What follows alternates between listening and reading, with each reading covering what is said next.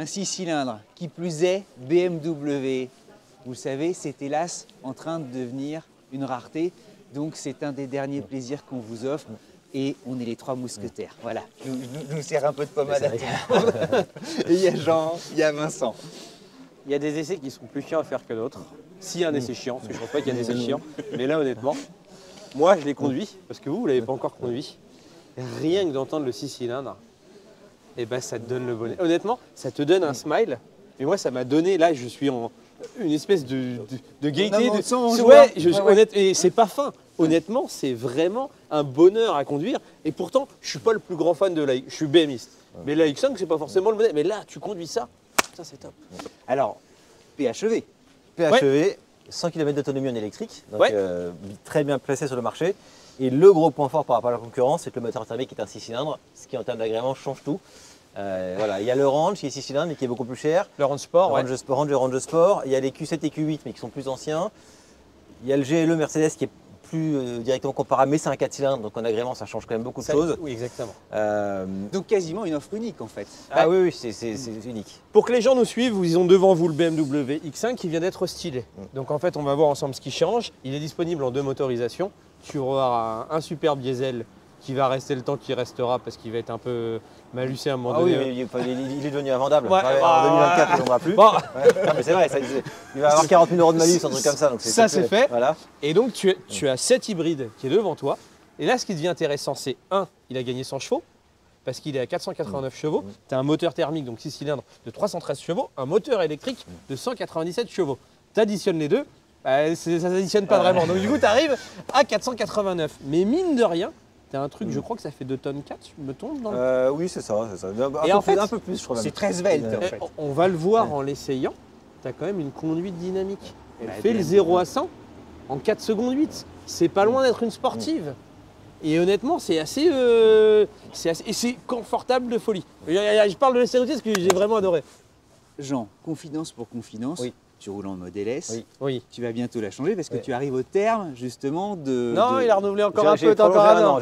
T'es prolongé un an. Mais est-ce qu'on peut dire que ce serait justement peut-être une option, cette motorisation dans ta shortlist, clairement. Je me dis que c'est vraiment la fin pour les 6 cylindres. Que ces voitures-là, aujourd'hui, elles sont fiscalement favorisées. Elles ne le seront plus dans un an à cause de la taxe sur le poids, on y reviendra. Donc moi, clairement, ce moteur-là dans une série 5 Touring, ça fait partie des options, quoi. Ouais. Il faut donc, on va le dire clairement, il faut se précipiter pour passer commande. On va en parler un peu. On va en parler un peu au volant. Il va nous faire un petit point parce que honnêtement, c'est ce qu'il dit, c'est intéressant. Grosso modo, pour une fois. Pour une fois. Parce que souvent, il y a de l'ambiance aujourd'hui. En fait, c'est probablement la dernière opportunité d'achat d'un 6 cylindres chez BMW. On s'offre 2 petits points chacun extérieur. Je vais vous faire des petits points que vous aimez bien et moi je vous dirai ce qui change un peu pour le restylage. Alors on se dit jamais rien pour les petits points, donc je fonce et vas-y. Le bleu ici, des LED, est-ce que ça signifie que c'est, tu sais, l'éclairage laser qui éclaire à 300 km à la ronde? Absolument aucune idée, mais c'est magnifique. Mais il y a quelque chose, et c'est marrant parce que tu as l'impression de petits éclairs, et surtout c'est tellement designé, presque surdesigné, mais ça n'existait pas avant d'avoir un traitement des feux, tu sais aussi, un raffinement qui va presque dans le bling-bling, tellement il y en a. Tant que tu restes à l'avant, le restylage a amené quoi? La nouvelle calandre en option. Tu sais, c'est chez BMW, c'est un nom un peu que j'ai oublié. Iconic Glow. Ouais, voilà, Iconic Glow. Et donc en fait, tu peux l'entourer, c'est une option. Et ça aussi, ce nouveau diffuseur qui est un peu plus avec des lignes droites, horizontales et verticales a été revu. Ça, alors, un détail pour moi, un détail pour Vincent, à toi. Et moi, le détail, c'est la calandre. Les calandres BM, je trouve qu'elles sont devenues parfois un peu trop grosses. Et surtout sur des électriques, je trouve que le fait que ça n'ait aucune utilité technique, ça me gêne. Et là, j'aime bien celle-ci parce qu'elle n'est pas trop grosse. Et en plus, elle a une vraie utilité parce que tu vois, les volets sont actifs. Ce qui fait que les volets s'ouvrent pour refroidir le moteur quand il a besoin. Et ils restent fermés pour privilégier l'aérodynamisme quand c'est nécessaire. Il y a de l'aérodynamisme comme sur les Lamborghini avec le fameux système ALA, tu vois, de volets se refermant. Allez, deuxième point pour moi. Vas-y. C'est l'ensemble et l'harmonie que dégage cette configuration. Cette Ah là, espèce de vert de gris, j'adore. Elle est sur mesure pour toi. Tu Ah, l'aurais c'est- configurée, ah, t'aurais fait ça. La version chasseur. Ouais, ouais. Ah non, et pourtant je suis pas chasseur les gars. Il y a les chromes comme il faut et alors à l'intérieur, Commence voilà. à faire l'intérieur. C'est presque de la ronce de noyer, c'est du cuir beige, qu'est-ce que tu veux de plus? Voilà, moi c'est ma cam, je la prendrai comme ça, d'ailleurs il y a que ça qui On existe. fait pas non l'intérieur, on le fera après. Allez, à toi. En fait, il y a 2 niveaux de finition.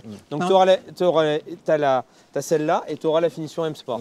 Je pense que Jean, on Vous êtes a plus plus son M-Sport. goût M-Sport, Ouais, mais à M-Sport. mi-chemin avec Mais celle-là. vous aimez la laque noire Voilà, quoi, c'est ça. vous êtes ambiance, Alors, ambiance Dubaï quoi. le deuxième D'accord. détail qui du coup qui fait tendre cette X-Line un peu plus vers les M-Sport, c'est les jantes, parce que c'est pas les jantes de série cette voiture-là. Les jantes Mais je trouve sont ces jantes très, particulièrement très jolies. réussies.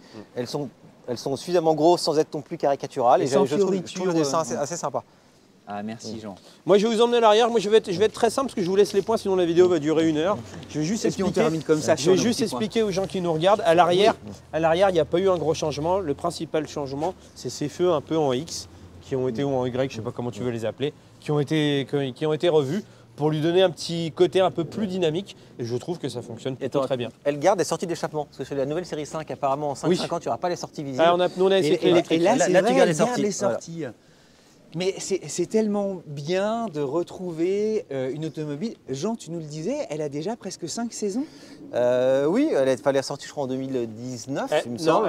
oui, elle est sortie fin 2018 et elle vient d'être stylée. Ok. Et en fait, elle est produite aux États-Unis. Pourquoi? Parce que le principal marché, les principales ventes de X5, c'est les États-Unis. En Caroline du Sud, je crois. Sa concurrente normalement, c'est XC90. Plutôt GLE. GLE, pour moi, c'est GLE, Q7, Q8, les Oui, vrais pardon. concurrents. En volume. Ok. Et celle-ci, enfin, l'argument massif de celle-ci, c'est le moteur, c'est le 6 cylindres. Honnêtement. Et ils l'ont encore amélioré sur cette version restylée. Mais c'est pas pour que les gens nous regardent, c'est un argument réellement massif. C'est-à-dire que le plaisir, c'est-à-dire que moi, le bonheur, le sourire que j'ai eu d'avoir le 6 cylindres, honnêtement, c'est vraiment. Allez, on va conduire. Eh ben, on va conduire. Mais vous Eh, allez Jean, voir. tu prends le volant. Allez, Jean, Allez. commence. On y va.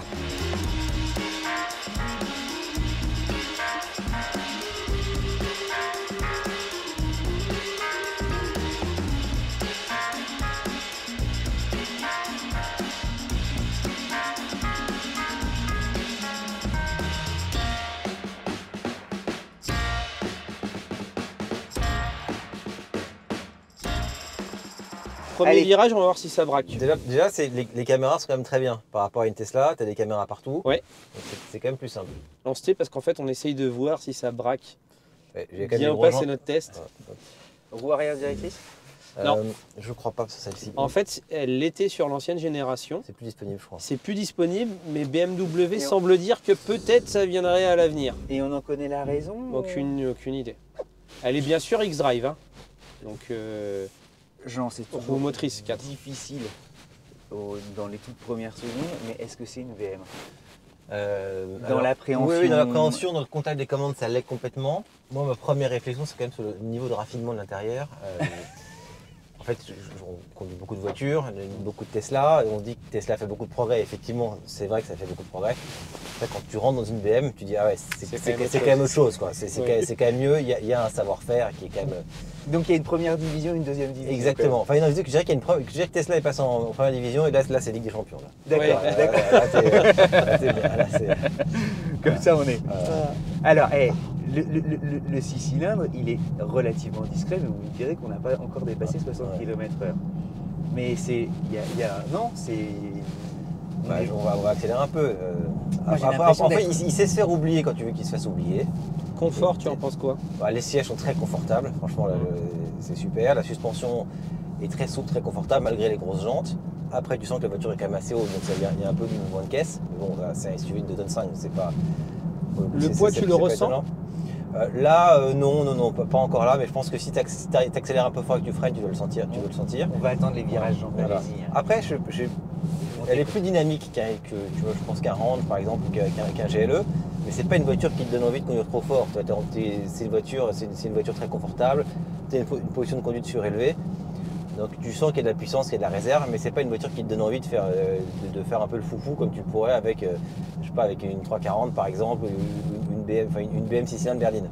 Elle est posée sur ses appuis. Hein. Voilà. Ah, et c'est sur un rail. Petit point, on en discutait un peu en intro.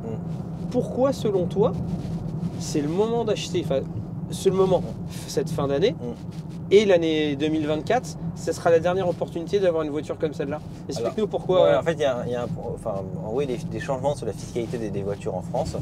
Ok. Et jusqu'à présent, la fiscalité était basée uniquement sur le CO2, ce qui faisait que les véhicules hybrides rechargeables, comme un Cayenne ou celle-ci par exemple, échappaient au malus et n'avaient pas de taxe sur le véhicule de société. Ça pose un problème incertain parce qu'une voiture lourde, et donc finalement, et en plus les voitures hybrides rechargeables n'étaient pas concernées.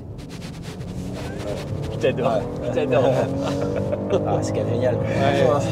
Ça te donne le sourire. C'est quand même bien. Ça te donne le sourire de ouf. On va le dire, c'est formidable. Tu es rattrapé par le bonheur soudain, Oui. alors que tu es en pleine explication. Tu te laisses prendre, tu sais, tu dis exactement. attends, il y a un gâteau au chocolat qui bouge passe, pas. je mange d'abord, après je te réexplique. Alors, vas-y, reprends. aujourd'hui, les voitures qui émettent peu de CO2, donc les voitures hybrides rechargeables, ne sont pas concernées par la taxe au poids. L'idée de la taxe au poids, c'est de dire qu'une voiture lourde, finalement, elle utilise beaucoup de ressources et qu'elle est moins vertueuse qu'une voiture légère. Ouais. Donc jusqu'à présent, les voitures hybrides rechargeables sont épargnées par la taxe au poids et ce ne sera plus le cas à partir de 2025. Ce qui veut dire que pour les gens qui veulent un X5 hybride, un XC90, un Cayenne, ces voitures-là, il faut impérativement les commander et en prendre possession avant 2025 parce qu'en 2025, elles vont avoir 15 000 euros ou 10 000 euros de taxes sur la masse qu'elles n'ont pas aujourd'hui. Je crois que j'ai lu, tu avais 12 000. Je crois que c'est 12 000 sur le X5. Ouais. Sur le X5, moi, de ce que il me semble avoir lu, c'est que tu auras 12 000 de taxes au poids et tu auras 4 000 en plus en CO2 ou je ne sais quoi, peut-être pour la version diesel. Non, alors pour le coup, la version diesel, oui, effectivement, le fait de la version diesel sera encore plus pénalisée, mais elle est déjà tellement aujourd'hui qu'elle est pratiquement invendable. Mais aujourd'hui, les gros SUV hybrides rechargeables de ce gabarit-là sont fiscalement favorisés parce qu'ils ne sont pas taxés et grosso modo, il y aura à peu près 10 000 euros de taxes qui vont apparaître en 2025. Donc pour que les gens se rendent compte, attention, parce que les gens qui nous regardent sont souvent aussi des particuliers, mais toi, les offres que tu as sur ce type de véhicule, contrairement au Tesla, c'est plutôt pour les pros. C'est plutôt pour les pros. Mais que les gens se rendent compte, ça vaut quoi ça en location? Alors, si tu dois la prendre. c'est des gros montants parce que c'est une voiture qui coûte 110 000 euros, enfin plus de 100 000 euros. Ouais. Mais sur 3 ans, ça va coûter à peu près, ça va commencer peut-être à 1 350 euros par mois. Et si tu l'optionnes bien, enfin si tu mets les 10-15 000 euros d'option que tout le monde met dessus, tu vas être à peu près à 1 500. Je fais à droite, non je fais demi-tour. Non, tu fais demi-tour. Et ton fameux virage. Allez, vas-y. Vas-y, C'est à droite là? Ouais, c'est à droite là, tout de suite. Allez, tu peux taper dedans. Oh vache. Ça marche bien quoi. Ah, c'est extraordinaire. C'est génial. Attends, les passages de vitesse. On va quand même freiner là. Je freine fort. Tu fais un petit freinage. Moi j'étais tout. Un petit freinage à la Fréour. Voilà, Ça c'est bien. c'est- C'est bien de finir dans le pare-brise. Direction, tu trouves ça bien? Direction très bien. Le feeling de conduite globale, le contact des commandes, de la pédale de frein, de la direction, tu retrouves une BM. Et moi j'adore BM, donc je retrouve ce que j'aime chez BM. Même si c'est une voiture familiale, lourde, confortable, tu sens que c'est une voiture qui est quand même pensée pour le conducteur et qui t'isole de la route, mais juste ce qu'il faut. C'est-à-dire que tu gardes malgré tout, tu t'étais pas coupé de la route, tu gardes des sensations de conduite un peu actives, un peu dynamiques. Mais juste ma conclusion là-dessus sur la conduite, c'est que on disait là dans l'essai de la Tesla que finalement aujourd'hui beaucoup de gens critiquent les voitures électriques en disant que les voitures électriques finalement c'est beaucoup moins agréable à conduire que les voitures thermiques. Et moi je disais que je trouvais que c'était pas vrai parce qu'aujourd'hui souvent quand on compare les voitures électriques on les compare à des 3 cylindres à des 4 cylindres et finalement tu perds pas d'agrément mécanique. Ce qui fait pour moi la grande force de cette voiture, c'est quand tu la compares à une voiture hybride, à une voiture électrique, et c'est une des dernières dans ce cas-là, l'agrément mécanique est meilleur. Et donc aujourd'hui entre conduire cette voiture-là et conduire un BMX ou conduire une Tesla Model X, moi je préfère conduire cette voiture-là, je trouve que l'agrément mécanique est supérieur. Et pour ceux qui ont le même avec moi, en fait c'est maintenant ou jamais. Il reste 1 an pour conduire ces voitures-là et après ce sera trop tard. En tout cas ce sera fiscalement, impossible. Ce que tu me disais en off, c'est que toi qui conduis une Tesla Model S au quotidien, c'est qu'en fait tu te disais, peut-être que ma prochaine ça risque d'être ça ou une série 5, parce que ça sera probablement la dernière fois que j'aurai l'opportunité. Ouais, je pense. Moi j'ai adoré mes BM 6 cylindres, j'adore ma Tesla, je trouve que c'est une super voiture. Mais si j'ai pas repris le BM 6 cylindres, c'est parce que fiscalement, c'était pas possible dans le gabarit de voiture que je voulais. Et là, clairement, oui, je pense que la prochaine, ce sera un 6 cylindres hybride BM, parce que je trouve que l'agrément mécanique global est quand même incomparable, et que ces voitures-là, qui restent encore fiscalement acceptables en 2024, le seront plus en 2025, parce que c'est évidemment des gros montants, des voitures qui sont très chères.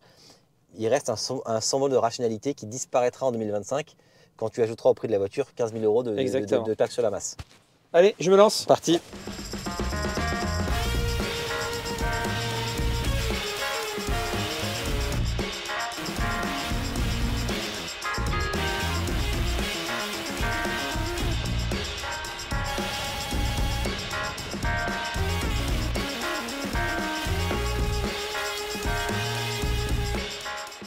Voilà, le gabarit, tu l'as tout de suite en main en fait. Elle fait 4 mètres, je crois 93 de long, 2 mètres de large, tu l'as tout de suite en main. On va pas parler longtemps. Elle est tenue quand même, elle est vachement tenue. Ah, le bruit comme ça, tu vois, c'est quand même. Ah mais ça c'est. Honnêtement, si t'aimes. Ouais. Enfin, franchement, si t'aimes l'automobile et que t'aimes pas ça, t'as rien compris. Enfin, ok, c'est un 4x4, je veux dire, mais le bruit, le moteur, le 6 cylindres, ça freine super bien.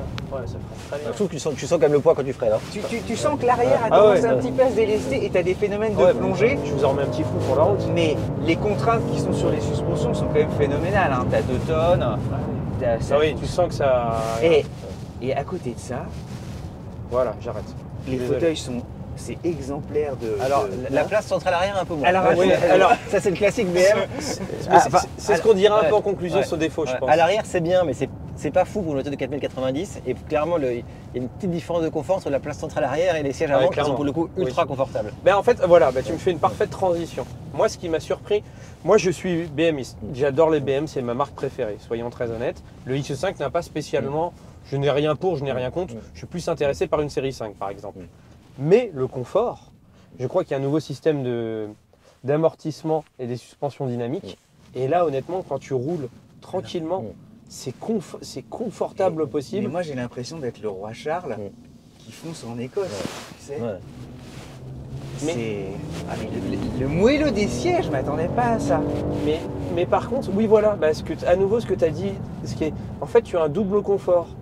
En fait, les sièges sont spécialement confortables, parce qu'on a moins l'habitude. Et en plus, la suspension, l'amortissement est très bon. Donc en fait, l'ensemble des deux, tu ressens parfois quasiment pas la route. Tu vois là, on la ressent pas. Les mecs, vous êtes d'accord que c'est mieux qu'un Range? Moi je trouve. Après, je trouve que c'est moins raffiné. Enfin, moi je trouve qu'un côté moins exclusif qu'un Range. Oui. Mais factuellement, c'est mieux qu'un Range. À vivre et tout ça, à conduire, à rouler. Il y a une saveur. C'est pas le même prix. Moi, le vrai range, pas le range sport. Enfin, je dis pas que le range sport est un faux range, mais moi, celui que je trouve le plus noble, c'est le range classique. Donc quand même quasiment 50 à 70% de plus. Ah oui, non, c'est beaucoup plus cher. Bien sûr, mais tu as. En fait, le range, il y a un côté, une sorte de noblesse, et tu te dis, justement, cette noblesse est tellement exaltante, je passe un peu sur le plaisir de conduire, le côté un peu paquebot. Or là, tu as une sorte de mariage des deux qui me séduit davantage. Ah, toi, c'est pile ta cam. Moi, le seul truc qui me dérange, mais encore une fois, je l'ai dit à chaque fois, mais c'est cet écran qui est à la mode, tout le monde fait ça. Donc encore une fois, je l'ai déjà dit, c'est que mon biais, donc ça n'engage que moi. Moi, je suis pas fan de. Tu vois, je trouve que c'est posé comme un cheveu sur la soupe, alors que c'est ultra fluide. Plus ils l'ont mis à jour. Donc en fait, ça, c'est lié avec le restylage. Okay. Ça, avant, ça n'y était pas. Ça s'appelle l'écran Curve Display. Il est ultra bien mis au point. Il est ultra réactif. Mais moi, je trouve que ça vient un peu comme un cheveu. Je préférais les anciens écrans. Ok. Moi, je vive les écrans. Moi, je trouve que le moteur est tellement bien qu'ils auraient pu mettre les écrans qu'ils veulent. C'est pas ma vie. On papote, j'en ai oublié de te tourner pour te laisser le. Oh, non, mais vas-y. La place. Hop. Vas-y, moi, mon expérience de conduite, vous avez tout dit. Non, tu vas faire un petit tour, un mini. On fera nos points intérieurs comme ça en même temps. Je te remets un petit coup pour la route. Mais je vous ai jamais vu autant accélérer avec une bagnole. Mais c'est un 6 cylindres. Qu'est-ce que c'est bien, franchement. On n'en conduit plus. C'est super. Encore une fois, en fait, il y a 15 ans. Tu regardes, il y a le sourire, je le vois dans le. Il y a 15 ans, tu choisissais une BM par rapport à une Audi ou une Mercedes pour le moteur. Tu disais, la BM, il y a peut-être un peu moins de place à l'arrière, elle est un peu plus chère et tout, mais le 6 cylindres, ça emporte tout. Et là, je trouve que tu reviens à ça, en fait. Tu prends celle-là, elle est peut-être pas parfaite. Effectivement, elle est très grosse par rapport à l'habitabilité. Les écrans, oui, ils sont bien, c'est peut-être pas ce que j'aurais fait, mais le moteur est tellement bien. Le coffre, il y a quoi comme volume de coffre? Je crois que c'est 500 litres. C'est très bien, c'est très bien. Alors il s'ouvre. Mais il n'y aura pas Alain, il n'y aura pas Alain, mais je le fais juste comme ça, gentiment. En fait, sur la version, les batteries sont là. Donc sur la version hybride, tu as 150 litres de moins. Tu as 500 litres de coffre pour une famille. C'est déjà honorable. Alors certains diront que pour quasiment 5 mètres de long, c'est pas dingue. Après tu peux t'asseoir là-dessus, c'est sympa. Et tu peux aussi, pour charger, c'est bien. avec la suspension pneumatique, faire descendre la voiture, je crois. Et t'as vu, il y a un côté Range Rover. Ah oui, c'est complètement. Pour pique-niquer, c'est cool. Bon allez, je prends le volant. Vas-y.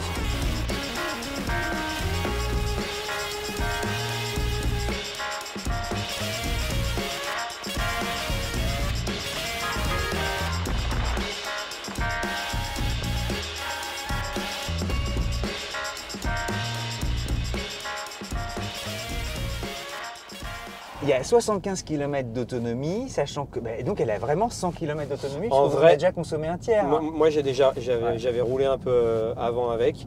Elle est annoncée pour 110 en fonction des pneus. C'est quand même spectaculaire, etc. 110. Tu feras dans la réalité, mais comme toujours, souvent tu enlèves 25%. Donc tu feras ton 80-85, qui est pour le parcours moyen des gens, mais même c'est au-delà du parcours moyen. Donc c'est très correct. Ouais, alors méfiance quand même, parce que moi j'aime bien les PHEV et j'en roule de temps en temps à l'essai. Parfois, tu peux réussir à aller un peu au-delà quand tu es en ville et que tu joues vraiment Sur le régénératif. Ouais, tu joues la conso, tu peux aller un tout petit peu au-delà. J'avais réussi 88 km avec une Volvo pour 70 donner. C'est surtout quand tu as beaucoup de descente. Pour que les gens aient des repères de conso. Moi, j'ai réussi à faire du 3,9 litres au 100. Donc là, c'est en hybride. Et par contre, quand tu seras sur autoroute, quand tu as consommé toute l'hybride, enfin toute la partie électrique, là, tu vas plutôt être sur les 10 litres. Et pour une voiture de ce poids-là et de cette puissance-là, très correct. C'est correct. Et je crois que tu peux aussi forcer la recharge de la voiture sur autoroute. Alors ça, tu surconsommes pas mal. Je le fais assez souvent. Quand tu arrives en ville, du coup, tu es en oui, tu peux y aller direct. Et tu as un réservoir de 69 litres. Ça prend un tout petit peu de roulis, mais je le fais exprès.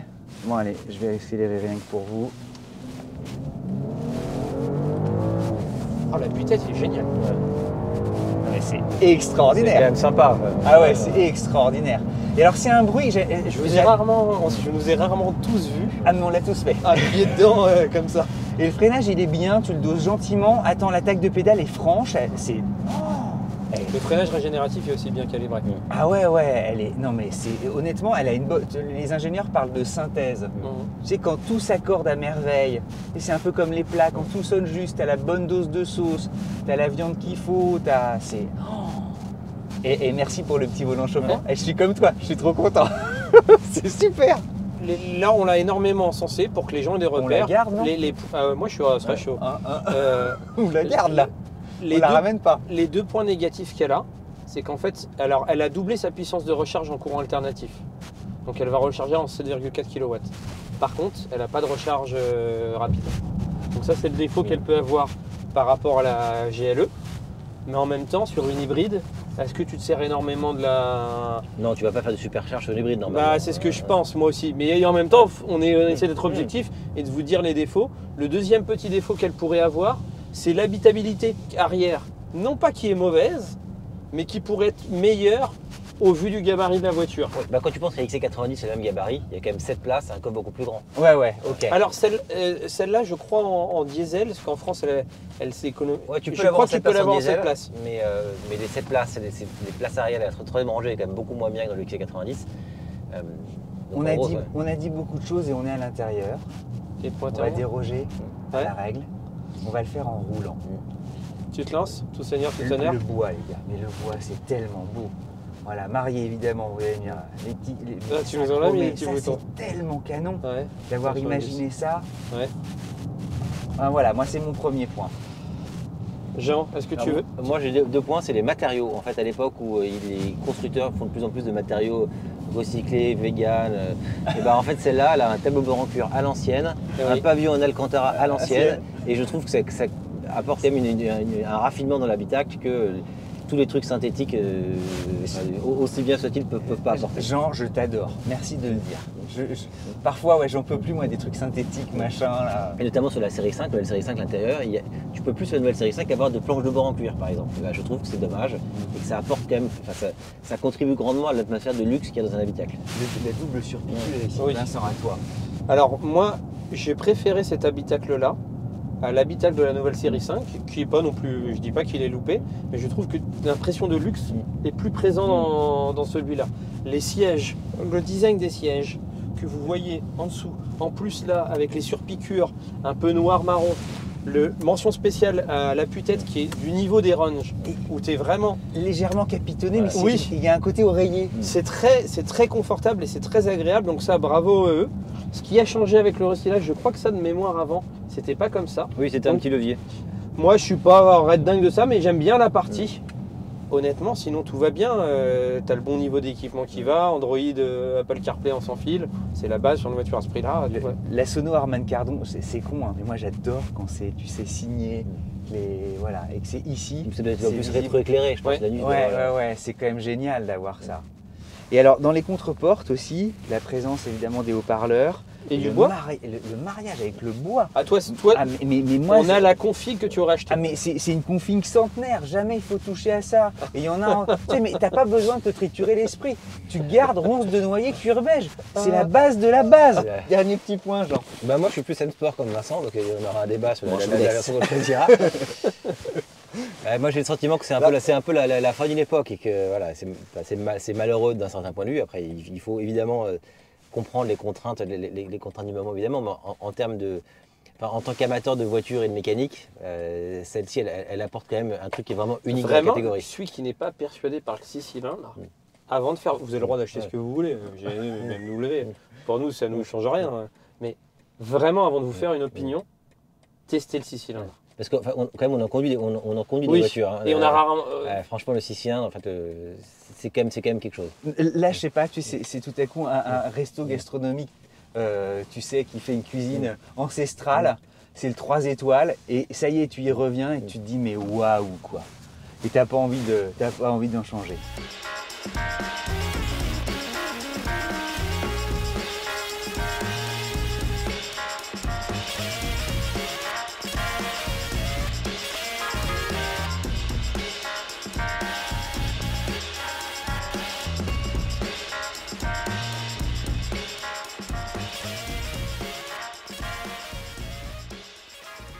Avant les petits mots de conclusion, on a de la chance.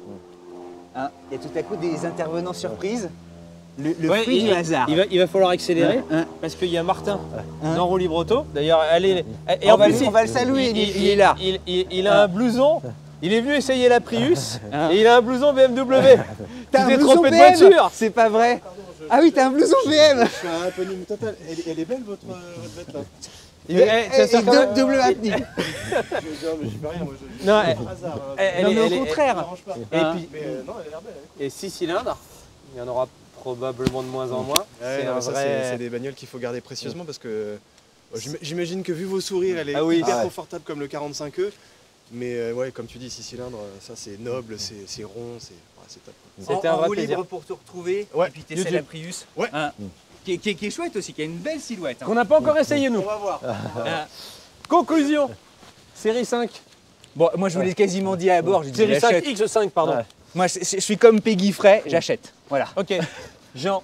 Qu'est-ce que c'est bien, quoi. Enfin, non, mais c'est hyper bien. Enfin, c'est les conclusions à deux mots, tu vois. Est-ce que c'est probablement la meilleure du segment maintenant, non? En fait, c'est la dernière voiture avec un tel niveau d'agrément mécanique qui est aujourd'hui fiscalement pas complètement intouchable. Oui, mais je crois qu'on n'a même pas donné le prix en fait, le prix dans l'intro. Je crois que c'est 100 000 € en prix de base. 99 000 euros en version PHEV, 88 000 en diesel. Ouais, et en fait, les gens prennent plutôt la M-Sport, sauf Cédric. Et la M-Sport, elle coûte 103 000 et si tu mets les 2-3 packs qui vont bien, elle coûte 215 ou 120. Moi je l'ai gardé. Moi, honnêtement, le 6 cylindres, comme vous l'aurez compris, emporte tout. Je trouve qu'on retrouve le luxe BMW, le plaisir de conduite BMW. Oui, c'est pas celle qui a le plus grand coffre, oui, c'est pas celle qui a la plus grande habitabilité arrière, mais malgré tout, quand tu as une famille de 5 personnes, donc 3 enfants ados à l'arrière, ça fonctionne super bien, donc moi j'irai sur celle-là. Et puis les enfants vont sourire quand tu accéléreras, tu peux être sûr. C'est drôle parce que c'était des cousions, on bafouillait, on est tous tombés mais sous le charme. On a perdu- même oublié de passer les prix, On a perdu le fil, C'est vrai que on a c'était- quand même perdu le c'était fil un peu- en fait. Tu commences à discuter puis tu accélères, en fait tu redeviens un gamin, quoi. Mais voilà, on est devenu irrationnel, c'est ce qu'il y a de mieux en fait. Allez, A très vite, la bise à les mamie, le amis. petit commentaire, le petit pouce bleu et plein d'autres vidéos qui vont venir. Bon, oui, Comme d'habitude. tellement À de très choses. vite. À très vite les amis.